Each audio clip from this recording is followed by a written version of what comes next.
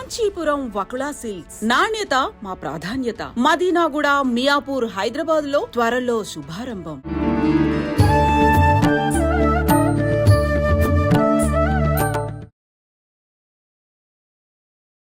నమస్కారం, welcome to I dream. ధర్మ మార్గం విత్ విజిత కార్యక్రమానికి స్వాగతం. ప్రస్తుతం మనతో పాటు ఉన్నారు ప్రముఖ జ్యోతిష వాస్తు పండితులు బ్రహ్మశ్రీ అన్నవరపు తిరుపతి మూర్తి అవధాని గారు. ఇప్పుడు వారితో మాట్లాడదాం. నమస్కారం గురుగారు. ఓం శ్రీ మహాగణాధిపతయే నమః. గురుగారు, ఇంతకు ముందు నుంచి కూడా ఉంది, కానీ ఈ మధ్యకాలంలో ఎక్కువగా వింటున్నాం. కొన్ని రకాల మైకుల్లో వాయిస్లు రావటము, అలా పలానా జ్యోతిషాలయం అని చెప్పి, ఆ జ్యోతిషాలయం అని చెప్పి, ప్రేమ, పెళ్లి, వివాహం ఇలాంటి సమస్యలు ఏదున్నా లేదు అని అంటే వశీకరణం అని చెప్పి ఇలాంటి బాగా ఎక్కువగా వినిపించడం జరుగుతోంది. అలాంటివి నమ్మి ప్రస్తుత రోజుల్లో మనకు ఈ రిలేషన్స్ భార్యాభర్తలవి దెబ్బతినడము, విడాకుల కేసులు ఎక్కువ అవటము, లేదంటే ప్రేమించిన వాళ్ళు వన్ సైడ్ నుంచి అంటే ఉండి ఇంకొక సైడ్ లేకపోతే ఇలాంటివి విన్న తర్వాత ఓహో అతను ఇలా చేస్తే నిజంగా నా దగ్గరకు వస్తాడేమో, ఇలాంటి పిచ్చి ఆలోచనలు ఎక్కువైపోయి అలాంటి వాటికి అట్రాక్ట్ అయిపోతున్నారు చాలా మంది. నిజంగా ఇవి మూఢనమ్మకాలనే అనిపిస్తోంది. మీరేం చెప్తారు వాటి గురించి? అంటే పురాణాల్లో కొన్నిటి గురించి కొన్ని రకాలుగా చెప్తూ వచ్చారు కదా, దీనికి సంబంధించి ఏదైనా ఉందా? దాన్ని వీళ్ళు ఈ రకంగా మార్చేశారా అంటే ఏం చెప్తారు? దీని గురించి నేను చెప్పే విధానం ఒకటి ఉంటే, మహాభారతం కనుక వింటే ఈ యొక్క వశీకరణ ప్రయోగాలు చేసేటువంటి స్థితిలో ఆ మనిషి తత్వాలు ఎలా ఉంటాయో మహాభారతంలో ప్రత్యక్షంగా చెప్పబడింది. పాండవులు అంటే ఇందులోంచి వచ్చి మీకు విషయం చెప్తానమ్మా. అలాగండి. పాండవులు 5, ద్రౌపది ఒక ఆమె. ఆ ద్రౌపది దగ్గరికి ఒకసారి సత్యభామ వస్తుంది. వచ్చి ద్రౌపది అంటే భోజనం సంథింగ్ పిలిచేసేసి, లోక విఖ్యాతులైనటువంటి 5 భర్తలు మీ అత్తగారు కానీ నువ్వు ఒక మాట చెబితే ఎవ్వరూ ఒక మాట కాదు అనకుండా నువ్వేం చెప్తే చేస్తారు, నీకోసం ప్రాణం ఇస్తారు వాళ్ళు 5. ఏం మందు పెడితే ఇలా చేస్తున్నారు, ఏం మందు పెడితే భర్త ఇంట్లో వశీకరణం అవుతాడు, భర్త వశం అవుతాడు. ఆ రహస్యం నాకు కూడా చెప్పు అంటే అర్థం కాదు ఆవిడికి. ఏంటమ్మా అంటే, లోక విఖ్యాతులు నీ భర్తలు 5, కానీ నీ మాట కాదని ఎవరు, ఇలా చెయ్యాలి అంటే ఓకే, ఎందుకు ఏమిటి అని కూడా అనరు. నువ్వు ఏం చెప్తే వాళ్ళు చేసేస్తారు. ఇంకా మీ అత్తగారితో సహా మాట కాదనకుండా చేస్తారు. ఏం మందు పెడితే మనిషిని ఎలా మా కొంగు చుట్టూ తిప్పుకోవచ్చు, ఆ ఒక్క విషయం, ఆ రహస్యం నాకు చెప్పవమ్మా అని మళ్ళీ అంటే ఆవిడొక నవ్వి భామామణి అంటుంది. అంటే సత్యభామ కదా. మరి ఒక విషయం చెప్తే గుర్తుపెట్టుకో, పరపురుషుడు కావచ్చు, పర స్త్రీ కావచ్చు, భార్య కావచ్చు, భర్త కావచ్చు, ఒకళ్ళ మీద ఇష్టం ఉండొచ్చు కాక, ఇష్టం లేకపోవచ్చు కాక, ఒక మనిషిని ప్రేమించవచ్చు కాక, ఏదైనా సరే ఎప్పుడైతే నువ్వు ఆ మనిషిని నీ కొంగుకు కట్టించుకోవడానికి వశీకరణం చేస్తున్నావునో, మందు తినిపిస్తున్నావని తెలిసినప్పుడు ఒక్కొక్కసారి వాళ్ళకి ఉన్మాదం వస్తుంది, నడి వయస్సులోనే వృద్ధాప్యం వస్తుంది, అకాల మరణం వస్తుంది, పిచ్చివాళ్ళు అయిపోతారు.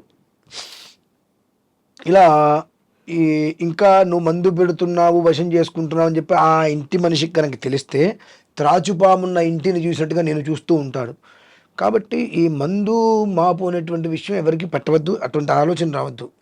మరి ఇక నా విషయం అంటావా, మరి లోకపాలకులు విఖ్యాతులైన భర్తలు నా వెనకాల ఎందుకు ఇలా ఉంటున్నారు అంటే, మా అత్తగారు ఇంటికి ఎవరైనా వస్తే వాళ్ళతో ఎలా ఉండేది అనేటువంటి విషయాన్ని చూసి అలానే నేను ఉంటున్నా. నా పుట్టినింటా నాకు మాట్లాడకుండా, మెట్టినింటో మాట్లాడకుండా, మా అత్తగారు ఎవరెవరి ఇంటికి వస్తే ఎవరితో ఎలా మెదిగేవాళ్ళో అదే రకంగా నేను మెదుగుతున్నా. కనుక నా భర్తలు అలా ఉంటున్నారు.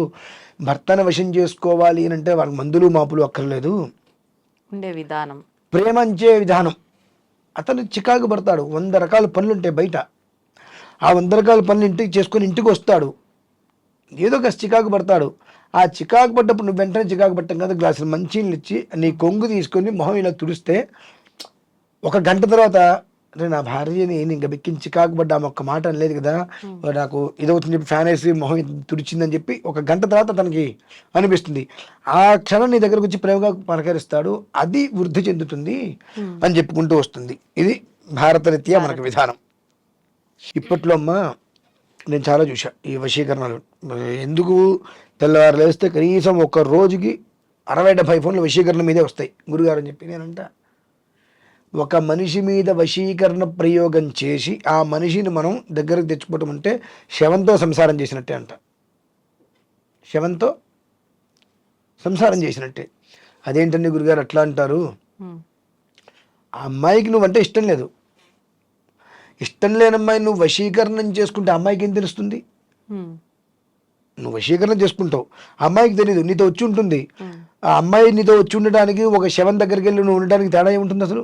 అంటే ఏం జరుగుతుందో అమ్మాయికి తెలియదు, అదే అబ్బాయికి కూడా ఏం జరుగుతుంది అనేటువంటి విషయం తెలియదు. తెల్లారితో జీవితాలు నాశనం అయిపోతాయి. భార్యాభర్తల మధ్య కూడా అంతే. అన్యోన్యం పెరగటానికి మనం చేసే విధానాలు ఉంటాయి. కానీ వశీకరణం ఏంటండి? ఈ వశీకరణం వల్ల కుటుంబాలు సర్వనాశనం అయిపోతాయండి. పెద్ద సమస్య కాదు. నేను మాట్లాడుతూ ఈ వశీకరణలో మందులు పెట్టేవి కొన్ని ఉంటే మాట్లాడుతూ కళ్ళతో వశీకరణ చేసేస్తారు. ఉన్నాయి అలాంటివి కూడా చాలా ఉన్నాయండి. ఆ వశీకరణం ఇక్కడ నేను మీతో మాట్లాడుతూ వశీకరణ చేసుకుంటే పెద్ద కష్టం కదమ్మా. దానివల్ల ఏంటి ఉపయోగం? నాకేదన్నా కాసేపు ఆనందం ఉంటుందేమో, అంతే. జీవితకాలం నరకమే కదా. ఒకటి, ఆ భార్యకి ఆ భర్త మీద ప్రేమ అనురాగం ఉండాలి.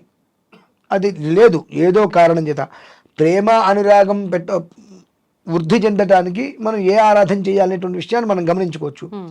వశీకరణ ఒక్కసారి చేయడం మొదలు పెడితే జీవితకాలం చేయాలమ్మా. అంటే సేమ్ అదే మనిషికి ఒకసారి వశీకరణ చేస్తే ఒక 3 నెలల వరకు అది పనిచేస్తుంది. 3 నెలలే. మళ్ళీ చేస్తూ ఉండాలి. ఇలా ఒక 10 సార్లు చేసేటప్పటికి ఆ మనిషి ఒక 25 ఏళ్ళ 30 ఏళ్ళ మనిషి కూడా వృద్ధుడైపోతాడమ్మా. నడుము పడిపోతుంది, అకాల వృద్ధుడైపోతాడు. అన్ని ప్రపంచంలో ఎక్కడా లేని రోగాలన్నీ మనకే వస్తాయి. లేదా ఒక రకమైన ఉన్మాదిగా మారిపోతాడు మనిషి. అసలు అతని కళ్ళలోకి చూడలేము, అతని దగ్గర కూర్చోలేము, అతని ఇంట్లోకి వస్తుంటే మనం తట్టుకోలేము. ఆ రకమైన ఉన్మాదిస్తుంటే ఏ మనిషిని ఏ క్షణంలో దేని పెట్టి కొడతాడో ఎలా చేస్తాడో అర్థం కాని స్థితికి తయారైపోతాడు. మానసికోన్మాది. కాబట్టి ఇవి నేను చూస్తూ ఉంటా. ప్రేమ పెళ్ళిళ్ళు మీకు అవ్వట్లేదా అంటే అనుకుంటుంటా, ఈ వాళ్ళకి సిగ్గు లేదా, వీళ్ళకి బుద్ధి లేదా? ప్రేమ పెళ్ళి నీకు ఆ అమ్మాయి నీకు వశం కాకపోతే నీకు వశం ఏంటి? వశం కాకపోవటం ఏంటి? వశపడటం ఏంటండి? నువ్వంటే అమ్మాయికి నిజంగా ఇష్టమైతే నువ్వు ఎక్కడున్నా నీ గురించి వస్తుంది. ఇష్టం లేదు, నువ్వు వశం చేసుకున్నావు, వశీకరణ ప్రయోగం చేసావు, 3 నెలలు వశీకరణ ప్రయోగం చేస్తావు, పెళ్లి చేసుకుంటావు, కాపురం చేస్తావు, అమ్మాయి కడుపుతూ ఉంటుంది, తర్వాత నీతో సంసారం చేస్తుంది, నువ్వు ఎలా అనుకుంటున్నావు? అప్పుడు ఆ తర్వాత అమ్మాయికి అర్థం కాదా, ఏదో చేశాడు, మందు పెట్టాడు, ఏదో విషయం అర్థం కాదా? ఆనాడు నీ బ్రతకంతా ఏమవుతుంది? ఇటువంటి ఆలోచనలు ఎందుకు చేయలేకపోతున్నారు? 2. ఇప్పుడు గురుగారు, ఈ వశీకరణ అనేది ఎంతసేపు ఇలా నెగిటివ్ గానేనా మంచిగా కూడా ఉపయోగించుకునే అవకాశం ఉందంటారా? 2 రకాలు ఉంటాయమ్మా. కానీ 99% మంచిగా ఎవరు ఉపయోగించరు. ఇప్పుడు మంచిగా చేసేటువంటిది మంత్రబలం. ఓకే, అవి యజ్ఞ రూపంలో చేస్తారు. సర్వజనమే వశమానే స్వహ.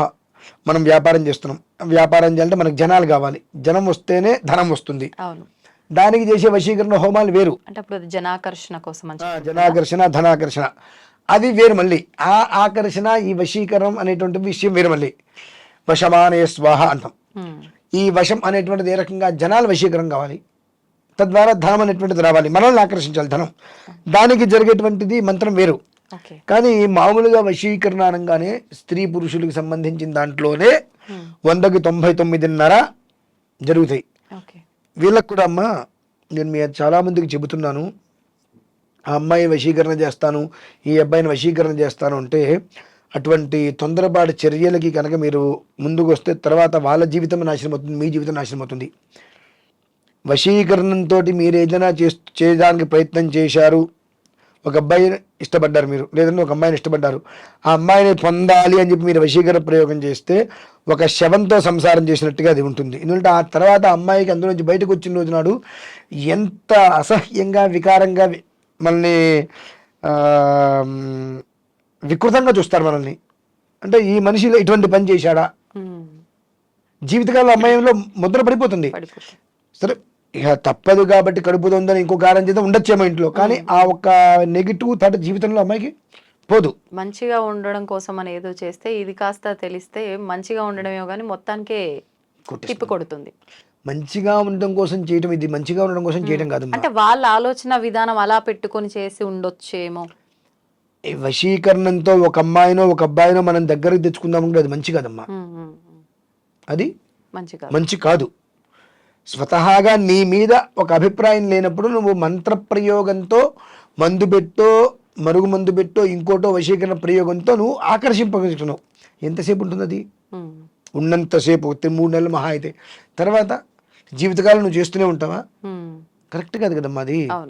అలా 3-4 సార్లు తీస్తే అమ్మాయి చచ్చిపోతుంది, లేదా అబ్బాయి చనిపోతాడు. అంటే దానికోసం ఎంత నువ్వు తాపత్రయపడింది. బతిమిలాడుకో, ఏమో ఉంటుంది దానికి, అది వేరు. కానీ ఈ ఒక్క మంత్ర ప్రయోగం అనేటువంటిది ధనాకర్షణ, ధనవశీకరణ, జనవశీకరణకి చేసేటువంటిది మంచిది వేరు. అది గణపతికి ఆరాధనలు అలా ఉంటాయి. కానీ ఇవన్నీ కూడా వీళ్ళు స్వీట్లలో పెట్టి పెడతారమ్మా. చాలా మందికి మన ఇంటికి వచ్చారు, నేను కొన్ని వాళ్ళ ఇళ్ళ తీసుకుని స్వీట్లు తినద్దని చెప్పి చాలా చనిపోయే స్టేజ్లో ఉన్న వాళ్ళు కూడా బయట ఏదో ఈశ్వరు అనుగ్రహం, మనం గొప్పని కాదు, ఆ టయానికి మన దగ్గరికి రావటము, దానికి ఏదో విరుగుడు చెప్పడం, వాళ్ళు అది చేసుకోవటము, ఆ బ్రతికి బయటపట్టాలి, ఇవి జరిగినాయి. ఏంటంటే ఇది కేవలం అంటే ఒక మనిషి మీద ఇష్టంతో కాదు, ద్వేషం మీద కూడా చేస్తారు. ద్వేషం మీద కూడా చేస్తారు. రీసెంట్గా ఒకళ్ళు వచ్చారమ్మా, ఏం లేదు, ఏం జరిగిందో తెలియదు, సుమారుగా ఆవిడ 40 లక్షలు ఇచ్చేసింది. ఎవరికి? ఒక తనకి. ఓకే, ఎందుకు ఇచ్చింది? వశం. అలా చేశారా వాళ్ళు?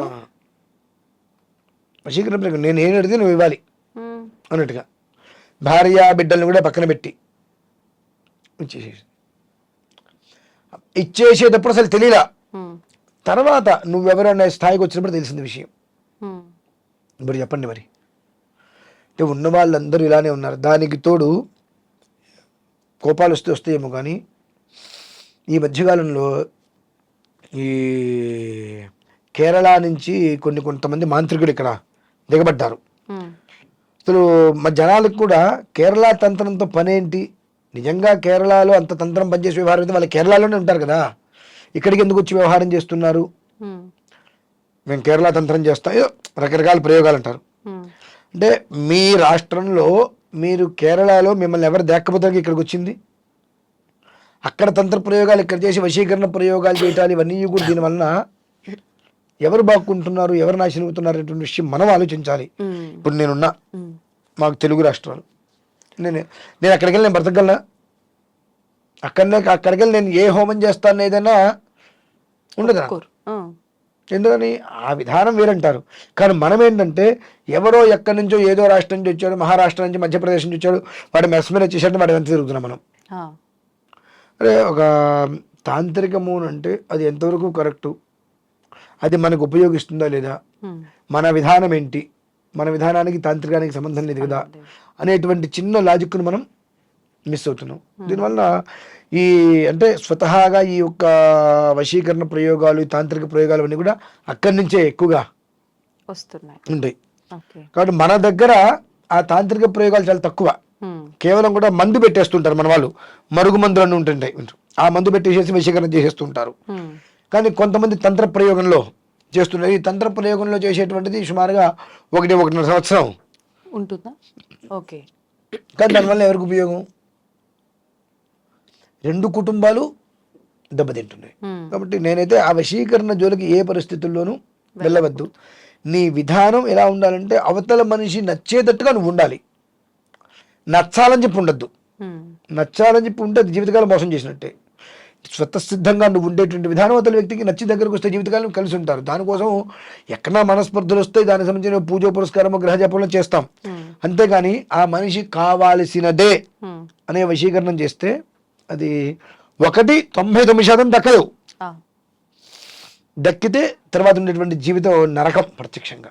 కాబట్టి వాటి జోలికి వెళ్ళొద్దని నేను చెప్తానమ్మా. ఓకే, అంటే ఇటువంటివి ఉన్నా కూడా వాటి జోలికి వెళ్ళకపోవడమే మంచిది. అటువంటి వాళ్ళు ఎవరైనా చెప్పి నిజంగా ఏ ప్రాబ్లం ఉండదు అని ఎన్నో మభ్యపెట్టే విషయాలు చెప్తూ ఉంటారేమో వాళ్ళ అంటే వ్యాపార దృక్పథంతో. కానీ మనం ఏంటి అనేది కాస్త ఆలోచించుకొని ముందుకెళ్తే బాగుంటుంది. ఏం లేదు, ఒకటే, నేను ఒక అమ్మాయి గురించి వశీకరణ ప్రయోగం చేస్తున్నాను, అది అమ్మాయికి తెలియదు. ఆ అమ్మాయికి తెలియకుండా ఆ అమ్మాయిని నా పక్కన కూర్చోబెట్టుకోవడం కరెక్టా కాదా? నా ఇంట్లో కూడా ఒక ఆడపిల్ల ఉంది కదా, నా ఇంట్లో ఉన్న ఆడపిల్ల మీద వేరే మనిషి ఇలాంటి ప్రయోగం చేస్తే నేను తట్టుకోగలనా? చిన్న విషయం అంతే. గమనించుకోగలిగితే చాలమ్మా. అది మంచి విషయాలు తెలియజేశారు గురుగారు. ధన్యవాదాలు.